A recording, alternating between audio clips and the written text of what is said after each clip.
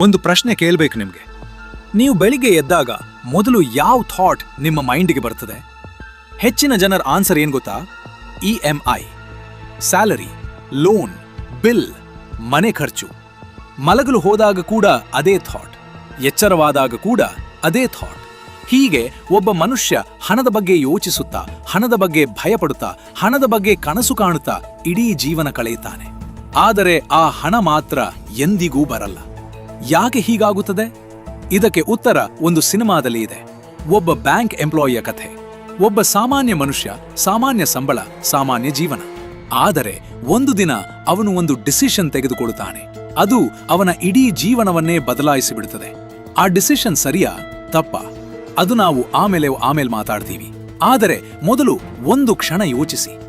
ನೀವು ಕೂಡ ಒಂದಲ್ಲ ಒಂದು ದಿನ ಆ ಜಾಗದಲ್ಲಿ ನಿಂತಿದ್ದೀರಿ ಅಲ್ವಾ? ಹಣ ಬೇಕು, ಆದರೆ ದಾರಿ ತಿಳಿಯಲ್ಲ. ಮಾಡಬೇಕು ಅಂತ ಮನಸ್ಸಿದೆ, ಆದರೆ ಆಪರ್ಚುನಿಟಿ ಕಾಣಲ್ಲ. ಇವತ್ತು ಆ ಸಿನಿಮಾದ ಪ್ರತಿಯೊಂದು ಮಹತ್ವದ ಕ್ಷಣವನ್ನ ಒಂದಾಗಿ ತೆಗೆದುಕೊಂಡು ಅದರ ಹಿಂದೆ ಇರುವ ಫೈನಾನ್ಷಿಯಲ್ ಟ್ರೂತ್ ಅನ್ನ ನಿಮ್ಮ ಮುಂದೆ ಬಿಚ್ಚಿಡ್ತೀನಿ. ಇದು ಸಿನಿಮಾ ರಿವ್ಯೂ ಅಲ್ಲ, ಇದು ನಿಮ್ಮ ಜೀವನದ ಮಿರರ್. ಭಾಸ್ಕರ ಯಾರು? ಅವನ ಜೀವನ ಏನು? ಒಂದು ಮಧ್ಯಮ ವರ್ಗದ ಮನೆ ಕಲ್ಪಿಸಿಕೊಳ್ಳಿ. ಬೆಳಗ್ಗೆ ಅಲಾರ್ಮ್ ಹೊಡೆಯುತ್ತದೆ. ಎದ್ದು ಸ್ನಾನ ಮಾಡಿ ಅವಸರದಲ್ಲಿ ತಿಂಡಿ ತಿಂದು ಬಸ್ ಹಿಡಿದು ಬ್ಯಾಂಕ್ಗೆ ಹೋಗಬೇಕು. ಮಹೀನೆ ಕೊನೆಯಲ್ಲಿ ಸ್ಯಾಲರಿ ಬರುತ್ತದೆ. ಅದರಲ್ಲಿ EMI ಹೋಗುತ್ತದೆ, ಮನೆ ಖರ್ಚು ಹೋಗುತ್ತದೆ, ಮಕ್ಕಳ ಸ್ಕೂಲ್ ಫೀ ಹೋಗುತ್ತದೆ. ಕೊನೆಯಲ್ಲಿ ಉಳಿಯುವುದು ಏನೂ ಇರಲ್ಲ. ಇದು ಭಾಸ್ಕರನ ಕತೆ. ಆದರೆ ಇದು ನಿಮ್ಮ ಕತೆ ಕೂಡ ಅಲ್ವಾ? ಭಾಸ್ಕರ ಬ್ಯಾಂಕ್ನಲ್ಲಿ ಕೆಲಸ ಮಾಡುತ್ತಾನೆ. ಅಂದರೆ ಪ್ರತಿದಿನ ಅವನು ಕೋಟ್ಯಂತರ ರೂಪಾಯಿ ಕಣ್ಣ ಮುಂದೆ ನೋಡುತ್ತಾನೆ. ಇನ್ನೊಬ್ಬರ ಹಣ ಕೌಂಟ್ ಮಾಡ್ತಾನೆ, ಇನ್ನೊಬ್ಬರ ಲೋನ್ ಅಪ್ರೂವ್ ಮಾಡ್ತಾನೆ, ಇನ್ನೊಬ್ಬರ ವೆಲ್ತ್ ಕಾಪಾಡ್ತಾನೆ. ಆದರೆ ಅವನ ಸ್ವಂತ ಅಕೌಂಟ್ನಲ್ಲಿ ತಿಂಗಳ ಕೊನೆಯಲ್ಲಿ 0. ಇದನ್ನ ಸೈಕಲಾಜಿಕಲ್ ಟಾರ್ಚರ್ ಎಂದು ಕರೆಯಬಹುದು. ಪ್ರತಿದಿನ ವೆಲ್ತ್ನ ಪಕ್ಕದಲ್ಲಿ ಕೂತು ಅದನ್ನು ಮುಟ್ಟಲಾಗದ ಸಿಚುವೇಶನ್. ಸಿಸ್ಟಮ್ ಹೇಗಿದೆ ಅಂದ್ರೆ, ಬ್ಯಾಂಕ್ ಎಂಪ್ಲಾಯಿಗೆ ಸಿಸ್ಟಮ್ನ ಒಳಗಿನ ರೂಲ್ಸ್ ತಿಳಿದಿರ್ತದೆ, ಲೂಪ್ ಹೋಲ್ಸ್ ತಿಳಿದಿರ್ತದೆ, ಆದರೆ ಅದನ್ನು ಯೂಸ್ ಮಾಡುವ ಅಥಾರಿಟಿ ಇರಲ್ಲ. ಇಲ್ಲಿ ಭಾಸ್ಕರನ ಪ್ರಶ್ನೆ ಶುರುವಾಗುತ್ತದೆ. ನಿಯಮ ಮಾಡಿದವರಿಗೆ ಲಾಭ, ನಿಯಮ ಪಾಲಿಸುವವರಿಗೆ ನಷ್ಟ. ಹಾಗಾದರೆ ನಾನು ಯಾವ ಕಡೆ ಇರಬೇಕು? ಈ ಒಂದು ಪ್ರಶ್ನೆ, ಈ ಒಂದು ಥಾಟ್, ಇದು ಮುಂದೆ ಅವನ ಇಡೀ ಜೀವನವನ್ನು ಬದಲಾಯಿಸುತ್ತದೆ. ಬ್ಯಾಂಕ್ ಒಂದು ಅದ್ಭುತವಾದ ಇನ್ಸ್ಟಿಟ್ಯೂಷನ್. ನಿಮ್ಮ ಹಣವನ್ನು ಅದು ಸಂರಕ್ಷಿಸುತ್ತದೆ ಎಂಬ ನಂಬಿಕೆ ನಿಮಗಿದೆ. ಆದರೆ ವಾಸ್ತವ ಏನು ಗೊತ್ತಾ? ನೀವು ಬ್ಯಾಂಕ್ನಲ್ಲಿ ಇತ್ತ 1 ರೂಪಾಯಿಗೆ ಬ್ಯಾಂಕ್ 10 ರೂಪಾಯಿ ಲೋನ್ ಕೊಡಬಹುದು. ಇದರ ಹೆಸರು ಫ್ರಾಕ್ಷನಲ್ ರಿಸರ್ವ್ ಬ್ಯಾಂಕಿಂಗ್. ನಿಮ್ಮ ಹಣ ಕೇಳದೆ ಬೇರೆಯವರಿಗೆ ಹೋಗುತ್ತದೆ. ಅವರು ಇಂಟ್ರೆಸ್ಟ್ ಕೊಡುತ್ತಾರೆ ಬ್ಯಾಂಕ್ಗೆ. ಬ್ಯಾಂಕ್ ನಿಮಗೆ ಕೊಡುವ ಇಂಟ್ರೆಸ್ಟ್ ತುಂಬಾ ಕಡಿಮೆ. ಭಾಸ್ಕರಾನಿಗೆ ಈ ವ್ಯವಸ್ಥೆ ಒಳಗಿನಿಂದ ತಿಳಿದಿದೆ. ಯಾರ ಅಕೌಂಟ್ನಲ್ಲಿ ಎಷ್ಟು ಹಣ ಇದೆ, ಯಾರಿಗೆ ಲೋನ್ ಬೇಕಿದೆ, ಯಾವ ಟ್ರಾನ್ಸಾಕ್ಷನ್ ಯಾವ ಕಾರಣಕ್ಕೆ ಆಗುತ್ತದೆ. ಈ ನಾಲೆಜ್ ಅವನಿಗೆ ಒಂದು ಬಗೆಯ ಪವರ್ ಕೊಡುತ್ತದೆ. ಇಲ್ಲಿ ಒಂದು ಮಹತ್ವದ ಫೈನಾನ್ಷಿಯಲ್ ಲೆಸನ್ ಇದೆ. ಇನ್ಫಾರ್ಮೇಶನ್ ಅನ್ನೇ ಆಸೆಟ್ ಮಾಡಿಕೊಂಡವರು ಶ್ರೀಮಂತರಾಗುತ್ತಾರೆ. ವಾರನ್ ಬಫೆಟ್ ಹೇಳಿದ ಮಾತು ನೆನಪಿದೆಯಾ? Risk comes from not knowing what you are doing. ಅಪಾಯ ಎಲ್ಲಿ ಇರುತ್ತದೆ ಅಂದರೆ ಅರ್ಥ ಮಾಡಿಕೊಳ್ಳದೆ ಹಣ ಹಾಕಿದಾಗ. ಭಾಸ್ಕರಾಗೆ ಸಿಸ್ಟಮ್ ತಿಳಿದಿದೆ, ಆದರೆ ಸಿಸ್ಟಮ್ ತಿಳಿದ ಎಲ್ಲರೂ ಒಳ್ಳೆಯ ದಾರಿ ಆಯ್ಕೆ ಮಾಡಿಕೊಳ್ಳಲ್ಲ. ಕೆಲವರು ಆ ನಾಲೆಜ್ನ ಮಿಸ್ಯೂಸ್ ಮಾಡಲು ಶುರು ಮಾಡ್ತಾರೆ. ಭಾಸ್ಕರ ಯಾವ ದಾರಿ ಆಯ್ಕೆ ಮಾಡಿಕೊಂಡ ಅನ್ನುವುದು ಸ್ವಲ್ಪ ಹೊತ್ತಿನ ನಂತರ ನೋಡ್ತೀವಿ. ಆದರೆ ಮೊದಲು ನಾವು ಒಂದು ಮಹತ್ವದ ಸತ್ಯ ಮಾತಾಡಬೇಕು. ರಿಯಲ್ ಲೈಫ್ನಲ್ಲಿ ಯಾರಾದರೂ ಅಂತಹ ವ್ಯಾಲ್ಯೂಬಲ್ ಇನ್ಫಾರ್ಮೇಶನ್ ಹೇಗೆ ಗಳಿಸಬಹುದು? ಮೊದಲನೆಯದಾಗಿ ನಿಮ್ಮ ಇಂಡಸ್ಟ್ರಿನ ಡೀಪ್ಲಿ ಅರ್ಥ ಮಾಡಿಕೊಳ್ಳಿ. ನೀವು ಯಾವ ಫೀಲ್ಡ್ನಲ್ಲಿ ಕೆಲಸ ಮಾಡ್ತೀರಿ? ಆ ಫೀಲ್ಡರ ಹಣ ಎಲ್ಲಿ ಹರಿಯುತ್ತದೆ? ಯಾರಿಗೆ ಪ್ರಾಫಿಟ್ ಹೋಗುತ್ತದೆ? ಯಾರ ಎಕ್ಸ್ಪೆನ್ಸ್ ಮೇಲೆ ಬದುಕ್ತಾರೆ? ಇದು ತಿಳಿದವನಿಗೆ ಆಪರ್ಚುನಿಟಿ ಕಾಣಿಸಲು ಶುರುವಾಗುತ್ತದೆ. ಎರಡನೆಯದಾಗಿ ಇಂಡಸ್ಟ್ರಿನ ಇನ್ಸೈಡರ್ಸ್ ಜೊತೆ ಇರಿ. ಮೇಲ್ನೋಟಕ್ಕೆ ಕಾಣಲ್ಲ, ಆದರೆ ಒಳಗಿನ ಜನರಿಗೆ ಮಾತ್ರ ಕಾಣುವ ಅವಕಾಶಗಳು ಇರುತ್ತವೆ. ಬ್ಯಾಂಕರ್ಗಳಿಗೆ ಮಾರ್ಕೆಟ್ ಟ್ರೆಂಡ್ಸ್ ಮೊದಲು ತಿಳಿಯುತ್ತದೆ. ಲಾಯರ್ಸ್ಗಳಿಗೆ ಡೀಲ್ಸ್ ಮೊದಲು ತಿಳಿಯುತ್ತದೆ. ಡಾಕ್ಟರ್ಸ್ಗಳಿಗೆ ಹೆಲ್ತ್ ಕೇರ್ ಆಪರ್ಚುನಿಟೀಸ್ ಮೊದಲು ತಿಳಿಯುತ್ತದೆ. ಮೂರನೆಯ ಭಾಸ್ಕರ ತನ್ನ ಮೊದಲ ಹೆಜ್ಜೆ ಇಟ್ಟ. ತುಂಬಾ ಸಣ್ಣ, ತುಂಬಾ ಕೇರ್ಫುಲ್, ಯಾರಿಗೂ ಗೊತ್ತಾಗಲ್ಲ ಎನ್ನುವಂತಹ ಮಟ್ಟದಲ್ಲಿ, ಮತ್ತು ಅದು ಸಕ್ಸಸ್ ಆಯಿತು. ಆ ಸಮಯದಲ್ಲಿ ಅವನ ಮನಸ್ಸಿನಲ್ಲಿ ಏನು ಆಗಿರಬಹುದು ಯೋಚಿಸಿ. ಮೊದಲ ಬಾರಿ ಯಾವ ರಿಸ್ಕ್ ಇಲ್ಲದೆ ಪ್ರಾಫಿಟ್ ಬಂತು ಎಂದು ಮನಸ್ಸಿಗೆ ಅನಿಸಿತು. ಡೋಪಮೀನ್, ಅದ್ಭುತ ಫೀಲಿಂಗ್. ಇದನ್ನ ನ್ಯೂರೋಸೈನ್ಸ್ನಲ್ಲಿ ರಿವಾರ್ಡ್ ಲೂಪ್ ಅಂತಾರೆ. ಮೊದಲ ಬಾರಿ ಯಾವ ಆಕ್ಷನ್ ತೆಗೆದಾಗ ರಿವಾರ್ಡ್ ಸಿಕ್ಕಿತು, ಮೆದುಳು ಆ ಆಕ್ಷನ್ ಅನ್ನು ಸೇಫ್ ಮತ್ತು ಗುಡ್ ಎಂದು ರಿಜಿಸ್ಟರ್ ಮಾಡಿಕೊಳ್ಳುತ್ತದೆ. ಮುಂದಿನ ಬಾರಿ ಅದೇ ಆಕ್ಷನ್ ಮಾಡಲು ಮನಸ್ಸು ಎನ್ಕರೇಜ್ ಮಾಡುತ್ತದೆ. ಗ್ಯಾಂಬ್ಲಿಂಗ್ ಅಡಿಕ್ಟ್ಸ್ಗೆ ಆಗುವುದು ಇದೆ. ಸ್ಟಾಕ್ ಮಾರ್ಕೆಟ್ನಲ್ಲಿ ಬಿಗಿನರ್ಸ್ ಲಕ್ ಸಿಕ್ಕ ಜನರಿಗೆ ಆಗುವುದು ಇವುದಿದೆ. ಭಾಸ್ಕರನಿಗೆ ಆಗುವುದು ಕೂಡ ಇದೆ. ಮೊದಲ ಸಕ್ಸೆಸ್ ನಂತರ ಅವನ ಕಾನ್ಫಿಡೆನ್ಸ್ ಹೆಚ್ಚಾಯಿತು, ಸ್ಕೇಲ್ ಹೆಚ್ಚಾಯಿತು, ಅಮೌಂಟ್ ಹೆಚ್ಚಾಯಿತು, ರಿಸ್ಕ್ ಕೂಡ ಹೆಚ್ಚಾಯಿತು. ಆದರೆ ಒಂದು ವಿಷಯ ಅವನ್ ನೋಟಿಸ್ಗೆ ಬರಲ್ಲ. ಪ್ರತಿ ಬಾರಿ ಸಕ್ಸೆಸ್ ಆದಾಗ ಸಿಸ್ಟಮ್ಸ್ ಒಂದಷ್ಟು ಡೇಟಾ ರೆಕಾರ್ಡ್ ಮಾಡ್ತದೆ, ಒಂದು ಡಿಜಿಟಲ್ ಫುಟ್ ಪ್ರಿಂಟ್ ಉಳಿಯುತ್ತದೆ. ಮನಸ್ಸು ಹೇಳ್ತದೆ ಯಾರಿಗೂ ಗೊತ್ತಾಗಲ್ಲ, ಆದರೆ ಸಿಸ್ಟಮ್ ಮೆಲ್ಲಗೆ ನೋಟ್ ಮಾಡ್ತಿರುತ್ತದೆ. ಇಲ್ಲಿ ರಿಯಲ್ ಲೈಫ್ಲಿ ಒಂದು ವಾರ್ನಿಂಗ್ ಇದೆ. ಹಣ ಬಹಳ ಬೇಗ ಬರಲು ಶುರುವಾದಾಗ ಆ ಸ್ಪೀಡನ್ನೇ ಒಂದು ವಾರ್ನಿಂಗ್ ಸೈನ್ ಆಗಿ ನೋಡಿ. ಜೆನ್ಯುಯಿನ್ ವೆಲ್ತ್ ಬೇಗ ಬರಲ್ಲ, ಸಸ್ಟೈನಬಲ್ ಇನ್ಕಮ್ ಒಂದು ಪ್ರಾಸೆಸ್ ಮೂಲಕ ಬರ್ತದೆ. ಆದರೆ ಫ್ರಾಡ್ ಮತ್ತು ಶಾರ್ಟ್ಕಟ್ಸ್ನಿಂದ ಬಂದ ಹಣ ಬೇಗ ಬರ್ತದೆ ಮತ್ತು ಇನ್ನೂ ಬೇಗ ಹೋಗ್ತದೆ. ವಾರನ್ ಬಫೆಟ್ 60 ವರ್ಷ ಇನ್ವೆಸ್ಟ್ ಮಾಡಿ ಶ್ರೀಮಂತ ಆದ. ಯಾರಾದರೂ 6 ತಿಂಗಳಲ್ಲಿ ಮಿಲಿಯನೇರ್ ಆದರೆ ಅದರ ಹಿಂದೆ ಏನೋ ಇದೆ. ಭಾಸ್ಕರ ಬೇಗ ಬೆಳೆಯುತ್ತಿದ್ದಾನೆ, ಆದರೆ ಅದೇ ಸಮಯದಲ್ಲಿ ಅವನ ಕೆಳಗಡೆ ನೆಲ ನಡಗಲು ಶುರುವಾಗುತ್ತಿದೆ. ಹಣ ಬಂದ ನಂತರ ಏನಾಯ್ತು? ಭಾಸ್ಕರ್ನ ಜೀವನ ಬದಲಾಗಲು ಶುರುವಾಯಿತು. ಹೊಸ ಮನೆ, ಹೊಸ ಬಟ್ಟೆ, ಹೊಸ ಫೋನ್, ಮಕ್ಕಳಿಗೆ ದುಬಾರಿ ಸ್ಕೂಲ್, ಹೊರಗೆ ಊಟ, ವೆಕೇಶನ್. ಇದು ತಪ್ಪಾ? ಇಲ್ಲ. ಹಣ ಇದ್ದಾಗ ಒಳ್ಳೆಯ ಜೀವನ ಬದುಕಬೇಕು. ಆದರೆ ಒಂದು ಪ್ರಾಬ್ಲಮ್ ಇದೆ. ಭಾಸ್ಕರ್ನ ಇನ್ಕಮ್ ಎಲ್ಲಿಂದ ಬರ್ತಿದೆ? ಇಲ್ಲೀಗಲ್ ಸೋರ್ಸ್ನಿಂದ. ಆ ಸೋರ್ಸ್ ಯಾವ ದಿನವಾದ್ರೂ ಬಂಡಾಗ್ಬೋದು. ಆದರೆ ಲೈಫ್ ಸ್ಟೈಲ್ ಬಂಡಾಗಲ್ಲ, ಎಕ್ಸ್ಪೆನ್ಸಸ್ ಸ್ಟಾಪ್ ಆಗಲ್ಲ. ಇದನ್ನ ಇಕಾನಮಿಸ್ಟ್ಸ್ ಲೈಫ್ ಸ್ಟೈಲ್ ಇನ್ಫ್ಲೇಷನ್ ಅಂತಾರೆ. ಇನ್ಕಮ್ ಹೆಚ್ಚಾದ ಹಾಗೆ ಎಕ್ಸ್ಪೆನ್ಸಸ್ ಕೂಡ ಹೆಚ್ಚಾಗ್ತದೆ. ಇದರಲ್ಲಿ ತಪ್ಪಿಲ್ಲ, ಆದರೆ ಒಂದು ಷರತ್ತು ಇದೆ. ನಿಮ್ಮ ಇನ್ಕಮ್ ಸಸ್ಟೇನಬಲ್ ಆಗಿರಬೇಕು. ನಿಮ್ಮ ಎಕ್ಸ್ಪೆನ್ಸಸ್ ನಿಮ್ಮ ಆಸೆಟ್ಸ್ನಿಂದ ಕವರ್ ಆಗಬೇಕು, ಲಯಬಿಲಿಟಿನಿಂದ ಅಲ್ಲ. ಭಾಸ್ಕರ್ನ ಕೇಸ್ನಲ್ಲಿ ಇನ್ಕಮ್ ಸಸ್ಟೇನಬಲ್ ಅಲ್ಲ, ಅದು ಇಲ್ಲೀಗಲ್. ಅದು ಯಾವ ದಿನವಾದರೂ ಕೊನೆ ಆಗ್ಬೋದು. ಆದರೆ ಲೈಫ್ ಸ್ಟೈಲ್ಗೆ ಬ್ರೇಕ್ ಇಲ್ಲ. ಇಂಡಿಯಾನಲ್ಲಿ ಒಂದು ಮಹತ್ವದ ಪ್ಯಾಟರ್ನ್ ನೋಡ್ತೀವಿ. 50,000 ರೂಪಾಯಿ ಸ್ಯಾಲರಿ ಇದ್ದ ಮನುಷ್ಯ 1 ಲಕ್ಷ ರೂಪಾಯಿ ಸ್ಯಾಲರಿ ಆದಾಗ ಸೇವಿಂಗ್ಸ್ ಇನ್ಕ್ರೀಸ್ ಆಗಲ್ಲ. ಯಾಕೆಂದ್ರೆ ಲೈಫ್ ಸ್ಟೈಲ್ 50,000 ರೂಪಾಯಿದಿಂದ 80,000 ರೂಪಾಯಿಗೆ ಜಂಪ್ ಆಗ್ತದೆ. 20,000 ರೂಪಾಯಿ ಉಳಿಯುತ್ತದೆ. ಅದು ಮೊದಲಿಗಿಂತ ಜಾಸ್ತಿ ಆಗಿರ್ಬೋದು, ಆದರೆ ವೆಲ್ತ್ ಕ್ರಿಯೇಷನ್ ಆಗಿರಲ್ಲ. ಭಾಸ್ಕರ ಇದೇ ಟ್ರ್ಯಾಪ್ನಲ್ಲಿ ಬಿದ್ದ. ರಿಯಲ್ ಲೈಫ್ ಸೊಲ್ಯೂಷನ್ ಏನು? ಮೊದಲನೇದಾಗಿ pay your self first rule follow ಮಾಡಿ. ಸ್ಯಾಲರಿ ಬಂದ ತಕ್ಷಣ ಮಿನಿಮಮ್ 20% ಬೇರೆ ಅಕೌಂಟ್ಗೆ ಟ್ರಾನ್ಸ್ಫರ್ ಮಾಡಿ, ಆಟೋಮ್ಯಾಟಿಕಲಿ. ಉಳಿದ ಹಣ ಖರ್ಚು ಮಾಡಿ. ಎರಡನೇದಾಗಿ ಇನ್ಕಮ್ ಸೋರ್ಸ್ ಡೈವರ್ಸಿಫೈ ಮಾಡಿ. ಒಂದೇ ಸೋರ್ಸ್ ಮೇಲೆ ಡಿಪೆಂಡ್ ಮಾಡಿದ್ರೆ ಆದರೆ ಆ ಸೋರ್ಸ್ ಹೋದ ದಿನ ಎಲ್ಲವೂ ಹೋಗ್ತದೆ. ಮೂರನೇದಾಗಿ can I maintain this life style if my income drops 50% ಎನ್ನುವ ಪ್ರಶ್ನೆ ಕೇಳಿಕೊಳ್ಳಿ. ಉತ್ತರ ನೋ ಆಗಿದ್ದರೆ ಲೈಫ್ ಸ್ಟೈಲ್ ಸ್ವಲ್ಪ ಸಿಂಪ್ಲಿಫೈ ಮಾಡಿ. ಭಾಸ್ಕರ್ಗೆ ಯಾರೂ ಈ ಪ್ರಶ್ನೆ ಕೇಳಿಸಲ್ಲ, ಅವನ ಮನಸ್ಸು ಕೂಡ ಕೇಳಲ್ಲ, ಮತ್ತು ಅದೇ ಅವನ ದೊಡ್ಡ ಮಿಸ್. ಒಂದು ಸತ್ಯ ಇದೆ, ಯಾವ ಸಿಸ್ಟಮ್ದಲ್ಲಿ ನೀವು ಮೋಸ ಮಾಡ್ತೀರೋ ಆ ಸಿಸ್ಟಮ್ನ ಡಿಸೈನರ್ಸ್ ಬಹಳ ಚಾಣಾಕ್ಷರು. ಅವರು ಎಲ್ಲ ಲೂಪ್ ಹೋಲ್ಸ್ ಬಗ್ಗೆ ಯೋಚಿಸಿದ್ದಾರೆ. ಅವರಿಗೆ ತಿಳಿಯಲ್ಲ ಎಂದು ನಿಮಗೆ ಅನಿಸಿದ್ರೆ ಅದು ನಿಮ್ಮ ಮೋಸ. ಬ್ಯಾಂಕ್ಸ್ ಮತ್ತು ಫೈನಾನ್ಷಿಯಲ್ ಇನ್ಸ್ಟಿಟ್ಯೂಷನ್ಸ್ನಲ್ಲಿ ಅನೇಕ ಲೇಯರ್ಸ್ ಆಫ್ ಆಡಿಟಿಂಗ್ ಇರ್ತದೆ. Internal audit, external audit, RBI inspection, forensic accounting, transaction monitoring. ಒಂದು ಅಸಾಮಾನ್ಯ ಪ್ಯಾಟರ್ನ್ ಕಂಡ ತಕ್ಷಣ ಫ್ಲಾಗ್ ಆಗ್ತದೆ. ಭಾಸ್ಕರ ಯೋಚಿಸಿದೆ, ನಾನು ಬಹಳ ಕ್ಲೆವರ್ ಆಗಿ ಮಾಡಿದ್ದೇನೆ, ಆದರೆ ಸಿಸ್ಟಮ್ ಮೆಲ್ಲಗೆ ಅವನನ್ನ ಟ್ರ್ಯಾಕ್ ಮಾಡ್ತಿತ್ತು. ಇಲ್ಲಿ ಒಂದು ಮಹತ್ವದ ಸೈಕಲಾಜಿಕಲ್ ಕಾನ್ಸೆಪ್ಟ್ ಇದೆ, ಇಲ್ಯೂಷನ್ ಆಫ್ ಇನ್ವಿನ್ಸಿಬಿಲಿಟಿ.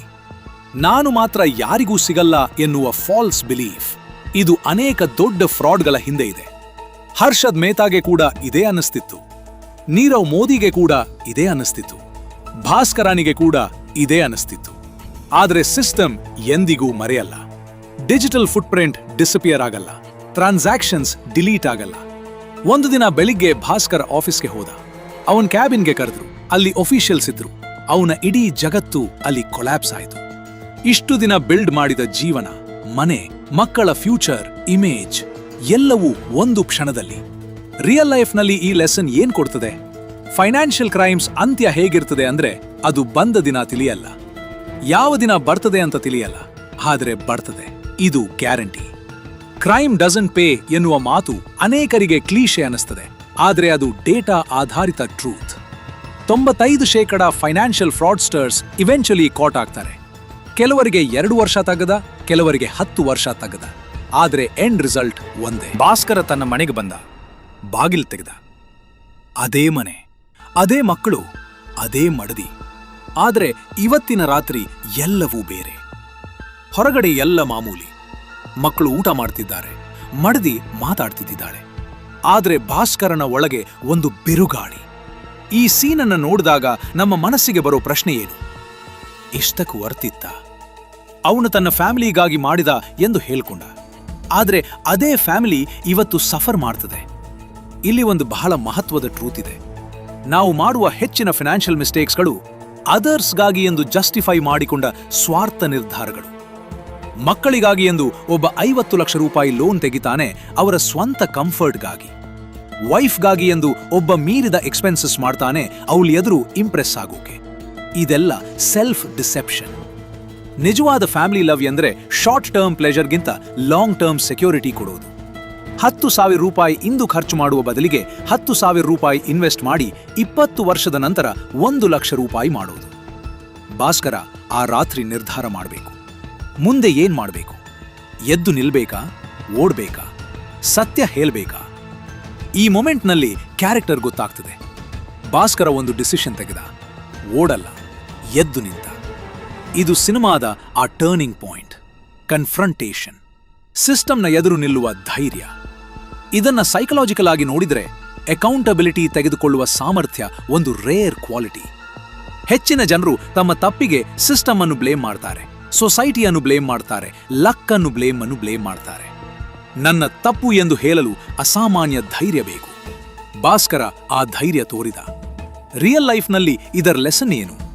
ಫಿನಾನ್ಷಿಯಲ್ ಮಿಸ್ಟೇಕ್ಸ್ ಮಾಡಿದ ತಕ್ಷಣ ಅದನ್ನು ಎಕ್ನಾಲೆಜ್ ಮಾಡಿ. ಮೊದಲನೇದಾಗಿ ತಪ್ಪನ್ನು ಒಪ್ಪಿಕೊಂಡ ತಕ್ಷಣ ಸಲ್ಯೂಷನ್ಸ್ ಕಾಣಿಸಲು ಶುರುವಾಗ್ತದೆ. ನಿರಾಕರಿಸಿದ ಹೊರತು ಸಲ್ಯೂಷನ್ಸ್ ಕಾಣಲ್ಲ. ಎರಡನೇದಾಗಿ ಭಾಸ್ಕರನ ಕಥೆ ಒಂದು ದೊಡ್ಡ ಪ್ರಶ್ನೆ ಮುಂದೆ ಇಡ್ತದೆ. ವ್ಯವಸ್ಥೆ ಯಾರ ಪರ ಕೆಲಸ ಮಾಡ್ತದೆ? ಒಬ್ಬ ಸಣ್ಣ ಬ್ಯಾಂಕ್ ಎಂಪ್ಲಾಯಿ ಫ್ರಾಡ್ ಮಾಡ್ದ. ಅವನಿಗೆ immediate consequences, arrest, trial, conviction. ಆದ್ರೆ ಕೆಲವು ದೊಡ್ಡ ಕಂಪನಿಗಳು 1,000 ಕೋಟಿ ಸಾಲ ತೆಗೆದು ಓಡಿ ಹೋಗ್ತಾರೆ. ಅವ್ರ ಕಾನ್ಸಿಕ್ವೆನ್ಸಸ್ ಏನು? ಇದು ಒಂದು ಸಿಸ್ಟಮಿಕ್ ರಿಯಾಲಿಟಿ. ಭಾಸ್ಕರನ ಕಥೆ ನಮಗೆ ಕಲಿಸ್ತದೆ, ಸಿಸ್ಟಮ್ನ ವಿರುದ್ಧ ಹೋಗಬೇಡಿ, ಸಿಸ್ಟಮ್ನ ಒಳಗಡೆ ಇದ್ದು ಲೀಗಲಿ, ಎಥಿಕಲಿ ವೆಲ್ತ್ ಬಿಲ್ಡ್ ಮಾಡಿ. ಆದ್ರೆ ಈ ಮಾತು ಹೇಳಿದ ತಕ್ಷಣ ಒಂದು ಪ್ರಶ್ನೆ ಬರ್ತದೆ. ಲೀಗಲಿ ಮಾಡಿದರೆ ಎಷ್ಟು ಸಂಪಾದಿಸಬಹುದು? ಮಿಡಲ್ ಕ್ಲಾಸ್ನಿಂದ ಹೊರಬರಲು ಸಾಧ್ಯವಾ? ಹೌದು, ಆದ್ರೆ ಅದಕ್ಕೆ ಡಿಫರೆಂಟ್ ಸ್ಕಿಲ್ಸ್ ಬೇಕು, ಡಿಫರೆಂಟ್ ಮೈಂಡ್ ಸೆಟ್ ಬೇಕು. ಭಾರತದಲ್ಲಿ ಇವತ್ತು ಲಕ್ಷಾಂತರ ಜನ ಲೀಗಲಿ ಸಂಪಾದಿಸುತ್ತಿದ್ದಾರೆ. ಅದರಲ್ಲಿ ಶ್ರೀಮಂತ ಕೂಡ ಆಗ್ತಿದ್ದಾರೆ. ಸ್ಟಾರ್ಟ್ಅಪ್ಸ್ ಮಾಡ್ತಿದ್ದಾರೆ, ಸೈಡ್ ಇನ್ಕಮ್ ಬಿಲ್ಡ್ ಮಾಡ್ತಿದ್ದಾರೆ, ಇನ್ವೆಸ್ಟ್ಮೆಂಟ್ಸ್ ಮಾಡ್ತಿದ್ದಾರೆ, ರಿಯಲ್ ಎಸ್ಟೇಟ್ನಲ್ಲಿ ಕೆಲಸ ಮಾಡ್ತಿದ್ದಾರೆ. ಭಾಸ್ಕರನ ಕಥೆಯಿಂದ ಕಲಿಯಬೇಕಾದ ಪಾಠ ಅವನ ಹಾದಿಯಲ್ಲ, ಅವನ ಹಾದಿ ತಪ್ಪು. ಆದರೆ ಅವನ ಪ್ರಾಬ್ಲಮ್ ಐಡೆಂಟಿಫೈ ಮಾಡಿ ಸರಿಯಾದ ಸೊಲ್ಯೂಷನ್ ಕಂಡುಕೊಳ್ಬೇಕು. ಭಾಸ್ಕರನ ಕಥೆ ನಮ್ಮನ್ನ ಅಟ್ರಾಕ್ಟ್ ಮಾಡ್ತದೆ. ಯಾಕೆಂದ್ರೆ ಅವನಲ್ಲಿ ನಾವು ನಮ್ಮನ್ನೇ ನೋಡ್ತೀವಿ. ಸ್ಟ್ರಗಲ್, ಪ್ರೆಷರ್, ಡೆಸ್ಪರೇಷನ್, ಆಂಬಿಷನ್, ಇದು ನಮ್ಮ ಕಥೆ ಕೂಡ. ಆದ್ರೆ ಅಲ್ಲಿ ಒಂದು ಬಹಳ ಡೇಂಜರಸ್ ಟ್ರ್ಯಾಪ್ ಇದೆ. ಸಿನಿಮಾ ನೋಡಿ ನಮ್ಮ ಮನಸ್ಸು ಹೇಳ್ತದೆ, ಅವನಿಗೆ ಬಂದ ಹಾಗೆ ನನಗೆ ಬರ್ತದೆ, ಆದ್ರೆ ಅವನಿಗೆ ಆದ ತಪ್ಪು ನನಗಾಗಲ್ಲ. ಇದು ಕ್ಲಾಸಿಕ್ ಕಾಗ್ನಿಟಿವ್ ಬಯಾಸ್, ಆಪ್ಟಿಮಿಸಂ ಬಯಾಸ್. ಪ್ರತಿಯೊಬ್ಬ ಪರ್ಸನ್ ಇದೇ ಹೇಳ್ತಾನೆ ಮತ್ತು ಪ್ರತಿಯೊಬ್ಬ ಪರ್ಸನ್ ಕೂಡ ಸಿಕ್ಕಿ ಹಾಕೊಂಡಿದ್ದಾನೆ. ಹಾಗಾಗಿ ಭಾಸ್ಕರನ ದಾರಿ ನಿಮ್ಮ ದಾರಿ ಆಗಬಾರದು. ಆದ್ರೆ ಭಾಸ್ಕರನ ಪೇನ್ ನಿಮ್ಮ ಪೇನ್ ಆಗಿದ್ರೆ ಆ ಪೇನ್ಗೆ ಸೊಲ್ಯೂಷನ್ ಇದೆ. ಪಾಠ 1: ಫೈನಾನ್ಷಿಯಲ್ ಪ್ರೆಷರ್ಗೆ ಶಾರ್ಟ್ಕಟ್ ಅಲ್ಲ, ಸಿಸ್ಟಮ್ ಬೇಕು. ಭಾಸ್ಕರ ನಮ್ಮ ಮೊದಲ ಪ್ರಾಬ್ಲಮ್ ಏನು? ಅವನ ಖರ್ಚು ಅವನ ಇನ್ಕಮ್ಗಿಂತ ಜಾಸ್ತಿ ಆಗಿತ್ತು. ಇದು ತಿನ್ನದ ಮೇಲೆ ಅವನು ಯಾಕೆ ಶಾರ್ಟ್ಕಟ್ ತೆಗೆದ? ಯಾಕೆಂದ್ರೆ ಪ್ರಾಬ್ಲಮ್ ಫಿಕ್ಸ್ ಮಾಡಲು ಒಂದು ಸಿಸ್ಟಮ್ ಬೇಕು ಅಂತ ಅವನಿಗೆ ತಿಳಿದಿರಲ್ಲ, ಅಥವಾ ತಿಳಿದಿದ್ರೂ ಸಿಸ್ಟಮ್ ಮೇಲಿದ್ದ ನಂಬಿಕೆ ಇರಲ್ಲ. ಸರಿಯಾದ ಸಿಸ್ಟಮ್ ಎಂದ್ರೇನು? ಮೊದಲನೆಯದಾಗಿ ಇನ್ಕಮ್ಗಿಂತ ಕಡಿಮೆ ಖರ್ಚು ಮಾಡಿ, ಇದು ಬೇಸಿಕ್. ಆದ್ರೆ ಇದನ್ನ ಇಂಪ್ಲಿಮೆಂಟ್ ಮಾಡಲು ಮೋಸ್ಟ್ ಪೀಪಲ್ಗೆ ಆಗಲ್ಲ. ಲೈಫ್ ಸ್ಟೈಲ್ ಇನ್ಫ್ಲೇಷನ್ ಯಾಕೆ ಬರ್ತದೆ ಅಂದ್ರೆ ಕಂಪ್ಯಾರಿಸನ್. ಪಕ್ಕದ ಮನೆಯವರ ಹೊಸ ಕಾರ್, ಸ್ನೇಹಿತರ ವೆಕೇಶನ್ ಫೋಟೋಸ್, ಸೋಷಿಯಲ್ ಮೀಡಿಯಾನು ಕ್ಯೂರೇಟೆಡ್ ಪರ್ಫೆಕ್ಷನ್, ಇವೆಲ್ಲ ನಮ್ಮ ಸ್ಪೆಂಡಿಂಗ್ ಹೆಚ್ಚಿಸ್ತದೆ. ಎರಡನೇದಾಗಿ ಇಮರ್ಜೆನ್ಸಿ ಫಂಡ್ ಮೊದಲು ಬಿಲ್ಡ್ ಮಾಡಿ. 3 ಲಕ್ಷ ರೂಪಾಯಿ ಸ್ಯಾಲರಿ ಇರಲಿ, 30,000 ರೂಪಾಯಿ ಸ್ಯಾಲರಿ ಇರಲಿ, 3 ರಿಂದ 6 ತಿಂಗಳ ಎಕ್ಸ್ಪೆನ್ಸಸ್ ಅಷ್ಟು ಇಮರ್ಜೆನ್ಸಿ ಫಂಡ್ ಇಟ್ಕೊಳ್ಳಿ. ಇದಿಲ್ದಿದ್ರೆ ಒಂದು ಅನ್ಎಕ್ಸ್ಪೆಕ್ಟೆಡ್ ಎಕ್ಸ್ಪೆನ್ಸ್ ಇಡೀ ಫೈನಾನ್ಷಿಯಲ್ ಪ್ಲಾನ್ನ ಹಾಳು ಮಾಡ್ತದೆ. ಮೂರನೇದಾಗಿ ಇನ್ವೆಸ್ಟ್ಮೆಂಟ್ಸ್ ಅನ್ನು ಆಟೋಮ್ಯಾಟಿಕ್ ಮಾಡಿ. 500 ರೂಪಾಯಿ ಆದ್ರೂ ಸರಿ SIP ಶುರು ಮಾಡಿ. ಡಿಸಿಪ್ಲಿನ್ ಮುಖ್ಯ, ಅಮೌಂಟ್ ಅಲ್ಲ. ಪಾಠ 2: ನಾಲೆಜ್ ಅಲ್ಲ, ವಿಸ್ಡಮ್ ಗೆಲ್ಲುತ್ತದೆ. ಭಾಸ್ಕರ ನಬಲಿ ಸಿಸ್ಟಮ್ನ ನಾಲೆಜ್ ಇತ್ತು, ಆದ್ರೆ ವಿಸ್ಡಮ್ ಇರಲ್ಲ. ನಾಲೆಜ್ ಮತ್ತು ವಿಸ್ಡಮ್ನ ವ್ಯತ್ಯಾಸ ಏನು? ನಾಲೆಜ್ ಅಂದ್ರೆ ಇದು ಹೇಗೆ ಕೆಲಸ ಮಾಡ್ತದೆ ಅಂತ ತಿಳಿಯೋದು. ವಿಸ್ಡಮ್ ಅಂದ್ರೆ ಇದನ್ನ ಮಾಡಿದ್ರೆ ಮುಂದೆ ಏನಾಗ್ತದೆ ಅಂತ ಅರ್ಥ ಮಾಡಿಕೊಳ್ಳೋದು. ರಿಯಲ್ ಲೈಫ್ನಲ್ಲಿ ಫೈನಾನ್ಷಿಯಲ್ ವಿಸ್ಡಮ್ ಎಲ್ಲಿಂದ ಬರ್ತದೆ? ಮೊದಲನೇದಾಗಿ ಮೆಂಟೋರ್ ಹುಡುಕಿ. ನಿಮ್ಮ ಫೀಲ್ಡ್ ರಲ್ಲಿ 10 ವರ್ಷ ಮೊದಲೇ ಇದ್ದ ಮನುಷ್ಯ ಹತ್ತಿರ ಮಾತಾಡಿ, ಅವರ ಮಿಸ್ಟೇಕ್ಸ್ನಿಂದ ಕಲಿಯಿರಿ. ಎರಡನೇದಾಗಿ ಹಿಸ್ಟ್ರಿ ಸ್ಟಡಿ ಮಾಡಿ. ಭಾರತದ ಮತ್ತು ವರ್ಲ್ಡ್ದ ಫೈನಾನ್ಷಿಯಲ್ ಕ್ರೈಸಿಸ್ನ ಓದಿ. 1929 ಕ್ರ್ಯಾಶ್, 2008 ರಿಸೆಷನ್, 52 ರೂಪಾಯಿರಿಂದ 52,000 ರೂಪಾಯಿ ಆದ ಸ್ಟಾಕ್ಸ್ನ ಕಥೆ, 52 ರೂಪಾಯಿರಿಂದ ಝೀರೋ ಆದ ಸ್ಟಾಕ್ಸ್ನ ಕಥೆ ಕೂಡ. ಮೂರನೇದಾಗಿ ಬುಕ್ರಿಗಿಂತ ಬೆಟರ್ ಟೀಚರ್ ಇಲ್ಲ. Rich dad poor dad, the psychology of money, Dhandho investor. ಈ ಬುಕ್ಸ್ 300 ರೂಪಾಯಿರಲ್ಲಿ ಸಿಗ್ತವೆ. 3 ಲಕ್ಷ ರೂಪಾಯಿ ಖರ್ಚು ಮಾಡಿದ ತಪ್ಪಿಗಿಂತ 300. ಪಾಠ 3, ಐಡೆಂಟಿಟಿ ಮತ್ತು ಮನಿಯನ್ನು ಬೇರ್ಪಡಿಸಿ. ಭಾಸ್ಕರನ ಒಂದು ಮಹತ್ವದ ಮಿಸ್ಟೇಕ್ ಏನು? ಅವನ ಐಡೆಂಟಿಟಿ ಅವನ ಫೈನಾನ್ಷಿಯಲ್ ಸ್ಟೇಟಸ್ ಜೊತೆ ಟೈ ಆಗಿ ಹೋಯಿತು. ನಾನು 1 ಲಕ್ಷ ರೂಪಾಯಿ ಬ್ರಿಂಗ್ ಮಾಡಿದ ಮನುಷ್ಯ ಎನ್ನುವ ಐಡೆಂಟಿಟಿ ಸ್ಥಾಪನೆಯಾದ ನಂತರ ಆ ಐಡೆಂಟಿಟಿ ಉಳಿಸಿಕೊಳ್ಳಲು ಏನಾದ್ರೂ ಮಾಡ್ತಾನೆ. ಇದು ಬಹಳ common problem. Keeping up with the Joneses ಎಂದು ಕರೀತಾರೆ. ಪಕ್ಕದ ಮನೆ ಶ್ರೀಮಂತ ಕಾಣಬೇಕು ಎಂದು ನಾನು ಕೂಡ ಶ್ರೀಮಂತ ಕಾಣಿಸಿಕೊಳ್ಳುತ್ತೇನೆ. ಇದು ಡೆಟ್ಗೆ ಲೀಡ್ ಮಾಡ್ತದೆ. ರಿಯಲ್ ಸೊಲ್ಯೂಷನ್ ಏನು? Your net worth is not your self worth. ನಿಮ್ಮ ಬ್ಯಾಂಕ್ ಬ್ಯಾಲೆನ್ಸ್ ನಿಮ್ಮ ವ್ಯಾಲ್ಯೂನ ಡಿಫೈನ್ ಮಾಡಲ್ಲ. ನಿಮ್ಮ ಕ್ಯಾರೆಕ್ಟರ್ ನಿಮ್ಮ ವ್ಯಾಲ್ಯೂ ಅನ್ನು ಡಿಫೈನ್ ಮಾಡ್ತದೆ.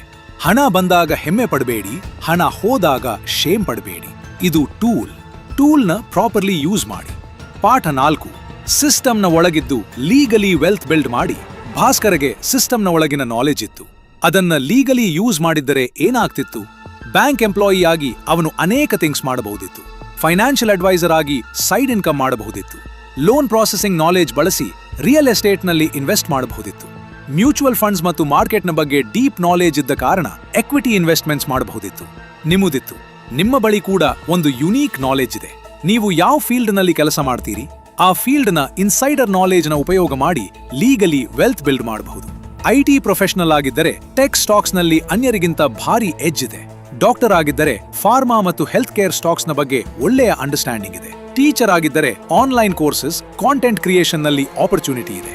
ಬ್ಯಾಂಕ್ ಎಂಪ್ಲಾಯಿ ಆಗಿದ್ದರೆ ಫೈನಾನ್ಷಿಯಲ್ ಪ್ಲಾನಿಂಗ್, ಇನ್ಶೂರೆನ್ಸ್, ಇನ್ವೆಸ್ಟ್ಮೆಂಟ್ ಅಡ್ವೈಸರಿನಲ್ಲಿ ಸೈಡ್ ಕರಿಯರ್ ಇದೆ. ಪಾಠ 5, ಡೆಟ್ ಒಂದು ಉಪಕರಣ, ಶತ್ರು ಅಲ್ಲ. ಭಾಸ್ಕರನ ಕತೆ ನೋಡಿ ಅನೇಕರಿಗೆ ಡೆಟ್ ಬಗ್ಗೆ ಫಿಯರ್ ಬರ್ತದೆ. ಆದ್ರೆ ಡೆಟ್ ಕೆಟ್ಟದ್ದಲ್ಲ. ಯಾವ ಡೆಟ್ ಅನ್ನು ಯಾವ ಪರ್ಪಸ್ಗಾಗಿ ತೆಗೆದ ಎನ್ನುವುದು ಮುಖ್ಯ. ಗುಡ್ ಡೆಟ್ ಅಂದ್ರೆ ನಿಮ್ಮ ಅಸೆಟ್ ಅನ್ನು ಹೆಚ್ಚಿಸುವ ಡೆಟ್. 20 ಲಕ್ಷ ರೂಪಾಯಿ ಹೋಮ್ ಲೋನ್ ತೆಗೆದು 30 ಲಕ್ಷ ರೂಪಾಯಿ ಮೌಲ್ಯದ ಮನೆ ತೆಗೆದರೆ ಅದು ಗುಡ್ ಡೆಟ್. 5 ಲಕ್ಷ ರೂಪಾಯಿ ಎಜುಕೇಷನ್ ಲೋನ್ ತೆಗೆದು 10 ಲಕ್ಷ ರೂಪಾಯಿ ಪರ್ ಇಯರ್ ಸ್ಯಾಲರಿ ತರೋ ಸ್ಕಿಲ್ ಕಲಿತರೆ ಅದು ಗುಡ್ ಡೆಟ್. ಬ್ಯಾಡ್ ಡೆಟ್ ಅಂದ್ರೆ ನಿಮ್ಮ ಲೈಫ್ ಸ್ಟೈಲ್ಗಾಗಿ ತೆಗೆದ ಡೆಟ್. 5 ಲಕ್ಷ ರೂಪಾಯಿ ಪರ್ಸನಲ್ ಲೋನ್ ತೆಗೆದು ವೆಕೇಶನ್ ಹೋದರೆ ಅದು ಬ್ಯಾಡ್ ಡೆಟ್. ಕ್ರೆಡಿಟ್ ಕಾರ್ಡ್ ಮೇಲೆ 50,000 ರೂಪಾಯಿ. ಪಾಠ 6, ಪೇಷನ್ಸ್ ಅನ್ನೇ ಕ್ಯಾಪಿಟಲ್ ಮಾಡಿಕೊಳ್ಳಿ. ಭಾಸ್ಕರ ಬೇಗ ಶ್ರೀಮಂತ ಆಗಲು ಬಯಸಿದ. ಇದು ಅವನ ದೊಡ್ಡ ಮಿಸ್ಟೇಕ್. ಕಂಪೌಂಡಿಂಗ್ ಅನ್ನುವ ಮ್ಯಾಜಿಕ್ ಕೆಲಸ ಮಾಡಲು ಟೈಮ್ ಬೇಕು. 10,000 ರೂಪಾಯಿ ಪ್ರತಿ ತಿಂಗಳು ಇನ್ವೆಸ್ಟ್ ಮಾಡಿ 12% ರಿಟರ್ನ್ ಸಿಕ್ಕಿದ್ರೆ 30 ವರ್ಷದ ನಂತರ 3.5 ಕೋಟಿ ರೂಪಾಯಿ ಆಗ್ತದೆ.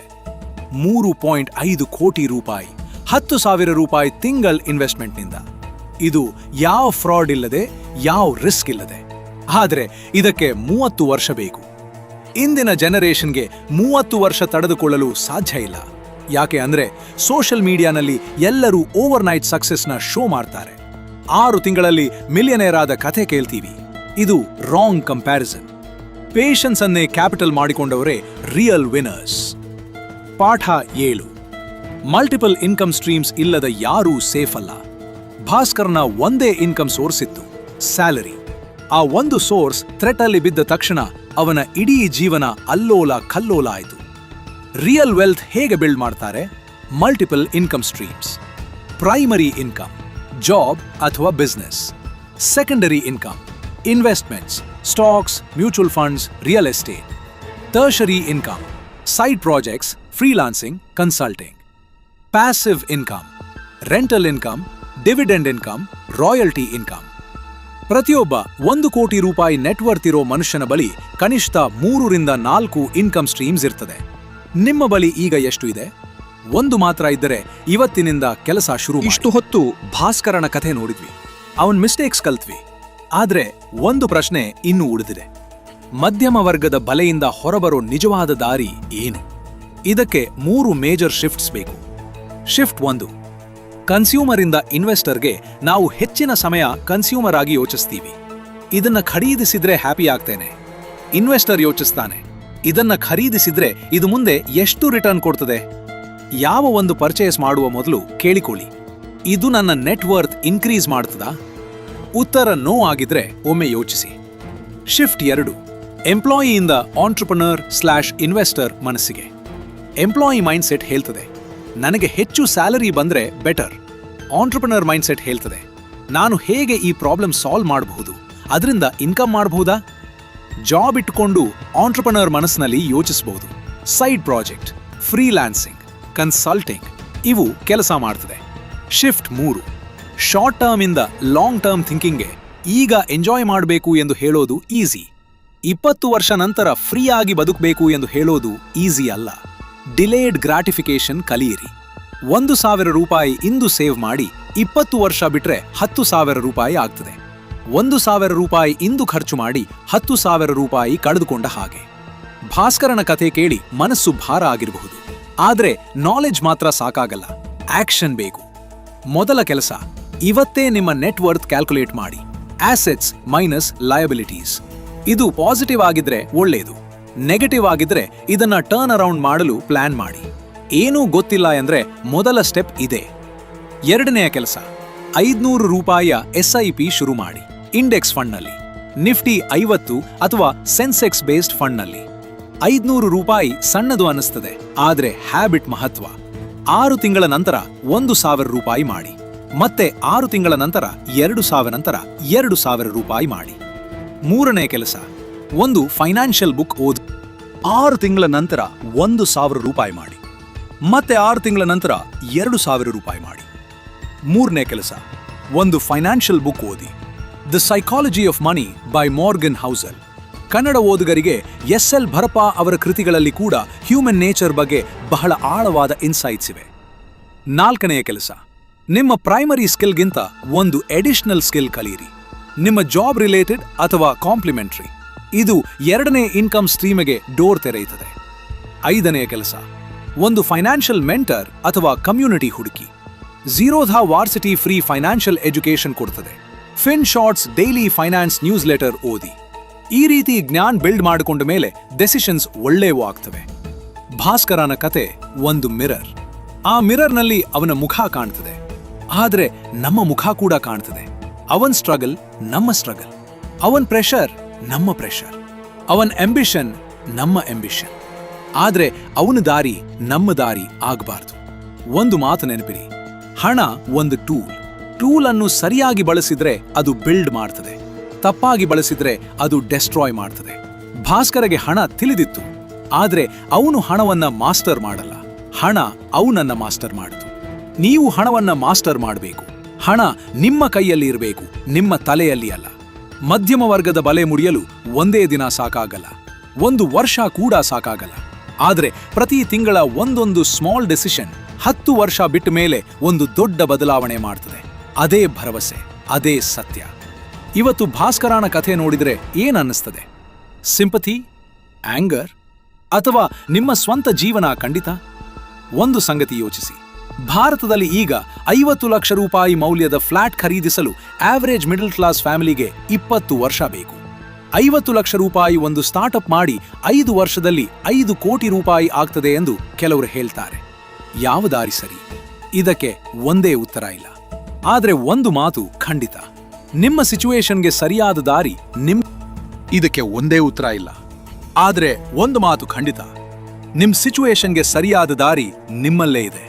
ಅದನ್ನ ಕಾಣಲು ಫೈನಾನ್ಷಿಯಲ್ ಲಿಟ್ರಸಿ ಬೇಕು, ಅದನ್ನ ತೆಗೆದುಕೊಳ್ಳಲು ಧೈರ್ಯ ಬೇಕು, ಮತ್ತು ಅದನ್ನ ಸಸ್ಟೇನ್ ಮಾಡಲು ಡಿಸಿಪ್ಲಿನ್ ಬೇಕು. ಭಾಸ್ಕರನ ಕಥೆ ಮುಗಿಯಿತು, ನಿಮ್ಮ ಕಥೆ ಇನ್ನೂ ಬರೀಲ್ಪಟ್ಟಿಲ್ಲ. ಅದನ್ನ ನೀವು ಯಾವ ರೀತಿ ಬರೆಯುತ್ತೀರಿ ಅದು ನಿಮ್ಮ ಕೈಯಲ್ಲಿ ಇದೆ. ಇನ್ನೊಂದು ಮಹತ್ವದ ಕಥೆ ಮುಂದೆ ಬರ್ತದೆ. ಒಬ್ಬ ಮನುಷ್ಯ 500 ರೂಪಾಯಿಯಿಂದ 5,000 ಕೋಟಿ ರೂಪಾಯಿ ಸಾಮ್ರಾಜ್ಯ ಕಟ್ಟಿದ. ಅದು ಕೂಡ ಒಂದು ಬ್ಯಾಂಕ್ನ ಕಥೆ. ಆ ಕಥೆ ಇನ್ನಷ್ಟು ಡಾರ್ಕ್, ಇನ್ನಷ್ಟು ಇಂಟೆನ್ಸ್ ಮತ್ತು ಇನ್ನಷ್ಟು ರಿಲೇಟಬಲ್.